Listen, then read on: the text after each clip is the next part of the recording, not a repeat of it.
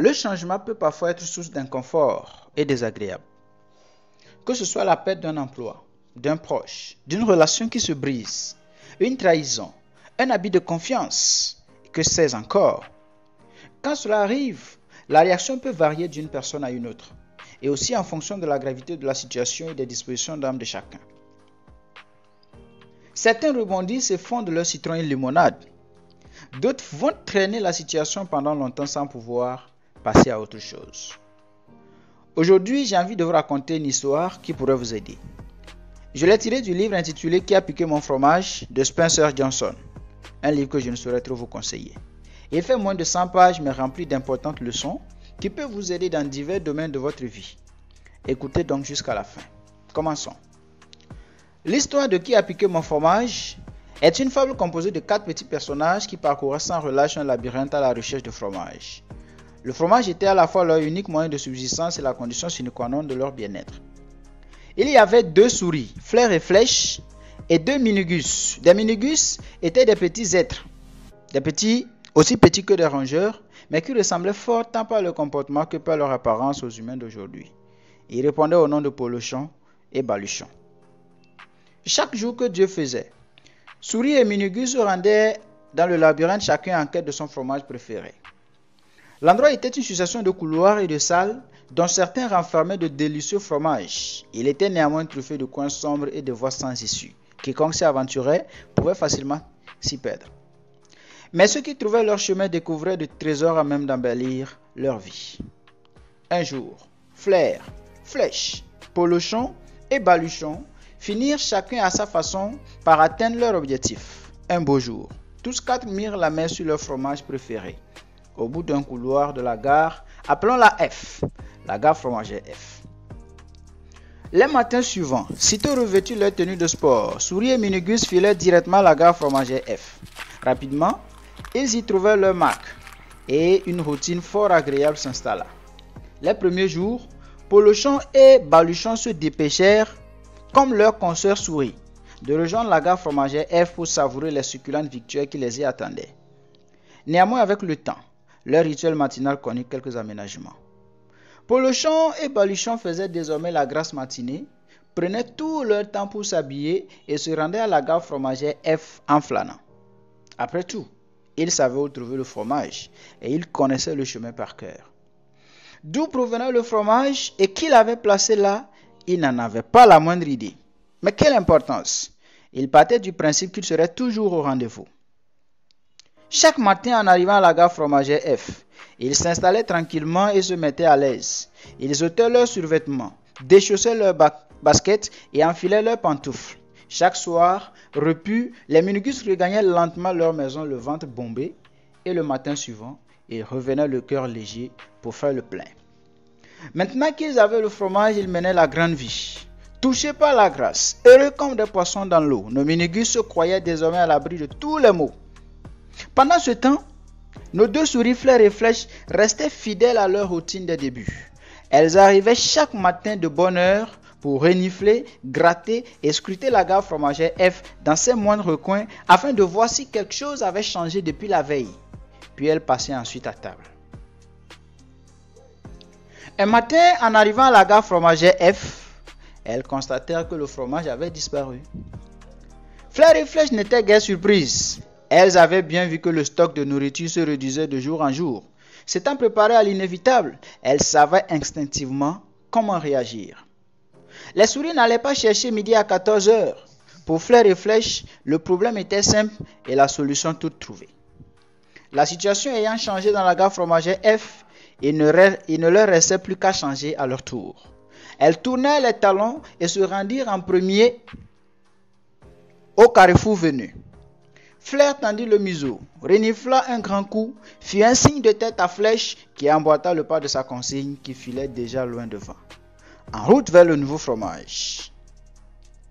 Quelques heures plus tard, Polochon et Baluchon arrivèrent à la gare fromagère F. N'ayant prêté aucune attention aux menues altérations survenues chaque jour, ils pensaient comme de bien entendu que leur fromage les y attendrait. Autant vous dire qu'ils tombèrent de haut. « Comment ça? Plus de fromage ?» s'exclama Polochon. « Il n'y a plus de fromage, il n'y a plus de fromage. Qui a piqué mon fromage? C'étaient les seuls mots qui leur venaient à la bouche, comme s'il suffisait de crier pour que le fromage revienne dardard. Si l'attitude des Minigus n'était guère constructive, elle était toutefois compréhensible. Oui. Le fromage était facilement accessible et il constituait bien plus à leurs yeux qu'une casse-croûte ordinaire. La quête du fromage représentait la quête du bonheur. Chaque Minigus avait sa propre vision du fromage qui dépassait de loin les 5 considérations d'ordre gustatif. Pour Baluchon, le fromage, c'était simplement se sentir en sécurité, fonder une famille et posséder une jolie petite maison dans un quartier ordinaire. Polochon avait pour sa part une autre ambition. Devenir un magnat du fromage à la tête d'une puissante industrie et faire construire une somptueuse villa dans un quartier chic de la ville. Chacun effectivement avait sa propre représentation du fromage. Mais ce soir-là, Polochon et Baluchon regagnèrent leur demeure affamés et abattus. Le lendemain, ils retournèrent à la gare fromagère F. Ils n'avaient pas perdu espoir de retrouver leur fromage. Mais la gare était telle qu'ils l'avaient quittée la veille. Pas une miette de fromage en vue. Pourtant, nos deux cousins ne voulaient pas savoir que le stock de fromage s'était progressivement épuisé. Ils persistaient à croire que quelqu'un l'avait déplacé du jour au lendemain par pure malice. Baluchon, mais surtout son ami Polochon, n'envisageaient aucunement de changer. Il était sûr que quelqu'un leur jouait un sale tour. Le fromage était leur droit. Ils le méritaient amplement pour l'avoir cherché. Nous sommes des Minigus. Nous sommes supérieurs. Ce genre de choses ne devrait pas nous arriver. La personne qui nous a volé notre fromage est tenue de nous dédommager. Tandis qu'ils continuaient à tergiverser, Flair et Flèche avaient déjà considérablement avancé. Elles découvraient chaque jour de nouveaux couloirs qu'elles arpentaient de long en large, traquant de gare en gare le moindre signe de fromage jusqu'à ce qu'elles tombent hors d'haleine sur un site inédit, la gare fromagère N. Comme une lueur dans la nuit, à l'unisson, nos deux souris glapirent d'émerveillement, de mémoire de rongeurs, c'était un fait sans précédent. Une montagne de nouveaux fromages se dressait sous leurs yeux écarquillés. Elles n'en avaient jamais vu en aussi grande quantité. Pendant ce temps, Polochon et Baluchon s'empêtraient dans la gare fromagère F à ruminer leur tragédie. Les effets dus à l'absence de fromage se faisaient cruellement ressentir. Ils se sentaient frustrés, contrariés et affamés et commençaient à se rejeter la faute l'un sur l'autre.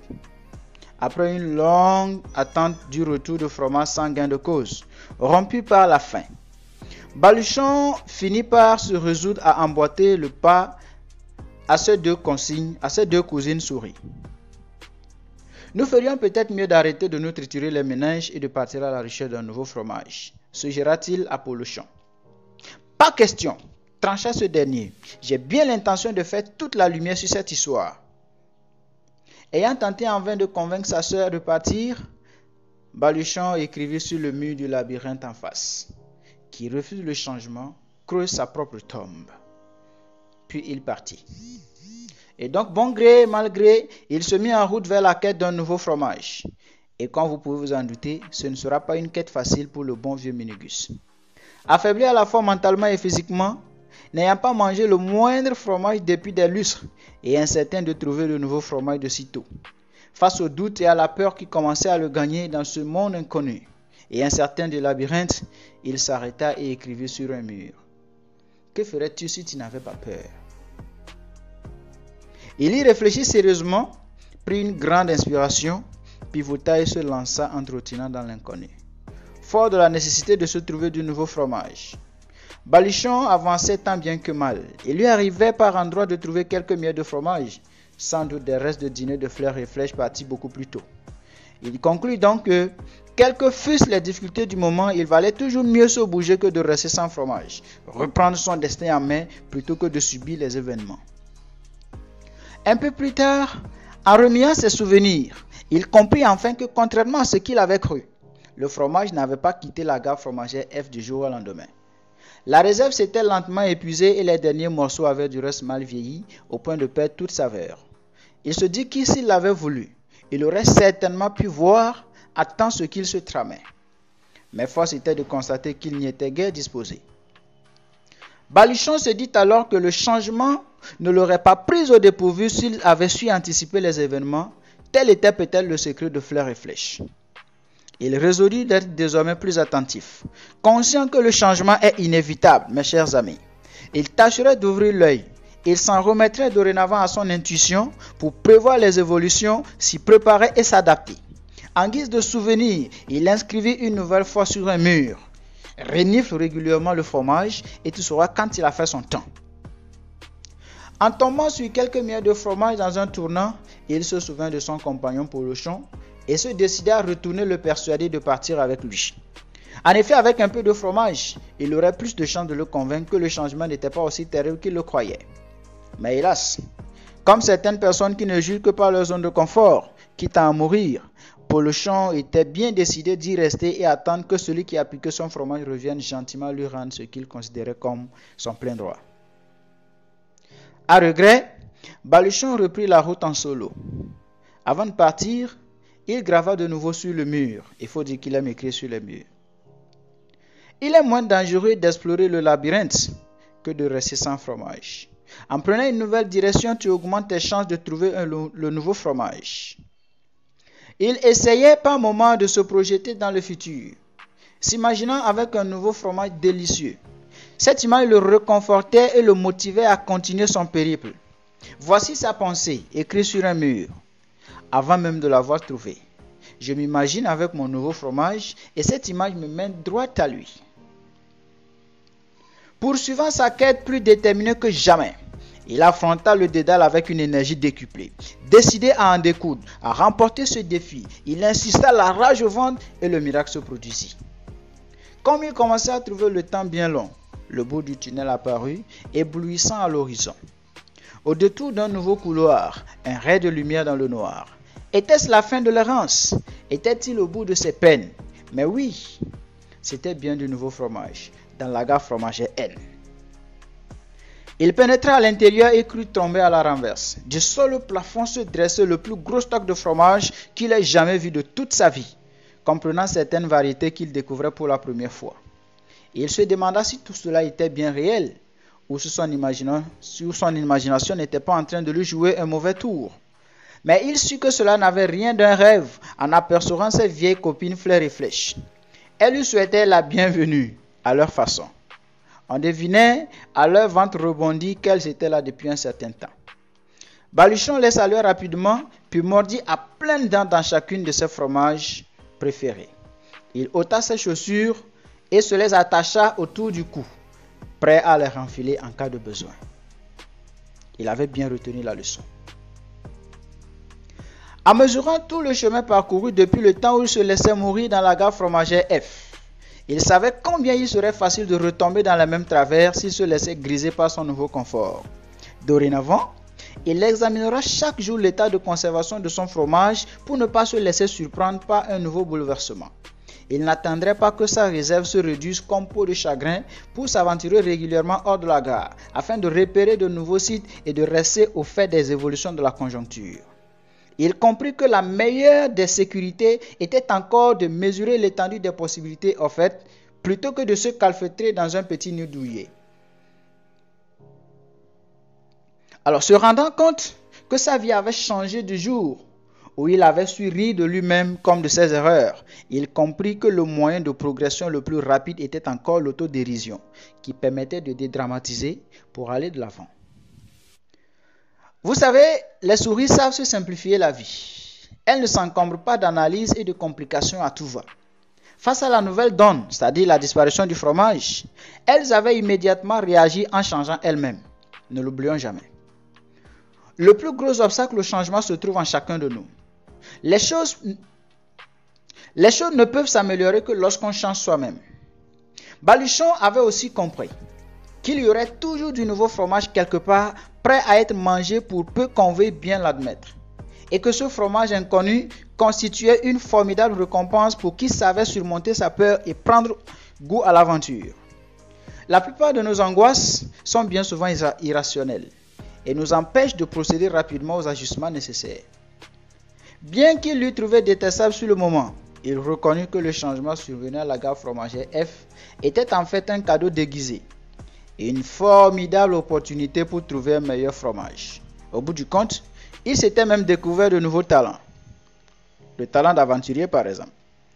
En revoyant les erreurs qu'il avait pu commettre, il en tira de précieux enseignements qui lui serviraient à l'avenir. Laissez-moi vous les partager, chers amis. Première leçon. Il faut toujours prendre soin de simplifier les enjeux, faire preuve de souplesse et réagir vite. Leçon numéro 2. Il ne sert à rien de montrer les problèmes en épingle, ni de se remplir l'esprit de peurs infondées. Leçon numéro 3. En sachant déceler les signes annonciateurs de changement, on se prépare d'autant mieux à d'éventuels bouleversements. Laissez-moi vous les répéter une deuxième fois. Première leçon. Il faut toujours prendre soin de simplifier les enjeux, faire preuve de souplesse et réagir vite. Leçon numéro 2. Il ne sert à rien de monter les problèmes en épingle, ni de se remplir l'esprit de peurs infondées. Dernière leçon. En sachant déceler les signes annonciateurs de changement, on se prépare d'autant mieux à d'éventuels bouleversements. Quant à Polochon, celui-ci devait trouver la solution par lui-même, en renonçant à son confort et en surmontant sa peur. Personne ne pouvait le faire à sa place, ni même l'en convaincre. C'était à lui seul de comprendre les bienfaits du changement pour bouger avec le fromage et profiter pleinement de la vie. Le chemin était tout pavé pour lui. Il n'aurait qu'à suivre les écritures du mur laissées par son ami. Pour terminer cette partie, chers amis, laissez-moi vous dire que les 4 personnages de cette histoire, les souris, fleurs et flèches, et les Mingus, Polochon et Baluchon symbolisent l'esprit humain dans ce qu'il a de plus simple et de plus complexe, en dehors de toute considération d'âge, de sexe, de race ou de nationalité. Nous avons tous une part de flair, qui sait déceler le changement dès les premières manifestations, de flèche qui se précipite dans l'action, de Polochon qui redoute et rejette le changement craignant qu'il ne lui cause du tort, et de Baluchon qui sait s'adapter à temps dès lors qu'il comprend que le changement peut être synonyme de mieux. Quelle que soit l'approche que nous privilégions, nous visons tous au même but, trouver notre chemin dans le labyrinthe de la vie et sortir la tête haute des périodes de changement. Et maintenant, moi aussi, je vous laisse avec cette rhétorique mémorable de Baluchon. Que ferais-tu si tu n'avais pas peur? J'en ai terminé. Vous pouvez me contacter par mail pour une copie gratuite du livre. À la prochaine.